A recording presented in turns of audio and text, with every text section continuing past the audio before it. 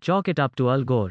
In 2007, Miguel A. Torres saw the former VP's documentary 7-Eleven will celebrate Free Slurpee Day for an entire month this year. Judge rules man shouldn't have been fired for going to a bar after calling in sick. Coca-Cola is buying everyone a Coke to support local restaurants. Chicken dishes everyone should know how to make. According to chefs, no one should be surprised that fast food restaurants want to sell you a bigger combo. Starbucks will allow customers to use their own cups again. Use leftover rajma to make these kidney bean curry burgers and tacos. Tesla files trademark application for restaurant services. Starbucks is experiencing temporary supply shortages, knocking some items off menus. Smithsonian to hire permanent curator of food and wine history. How to host your first dinner party in a good long while. Walmart will close for Thanksgiving again this year. Watch Jose Andres advocate for better wages for restaurant workers. Quinoa pancakes. Paula Velez's strawberry egg McCatavy is the ultimate summer dessert. McDonald's is testing automated voice ordering at drive-thrus, but the actions of one winery, no matter how large, are not enough to affect global climate change.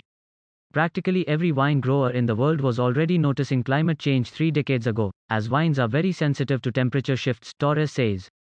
We need to drastically decarbonize our world economy to contain the increase in global temperatures, and this requires the participation of all governments, countries, sectors, individuals. We have to work together. IWCA is only one of Torres' initiatives. Additional projects include reforestation in Chilean Patagonia, where the family has planted trees across nearly 13,000 acres to recover the region's original forest landscape and to capture CO2.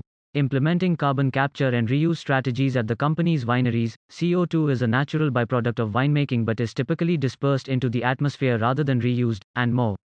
A lot of wineries base their decisions about whether or not to invest in CO2 reduction programs on purely economic criteria, Torres says.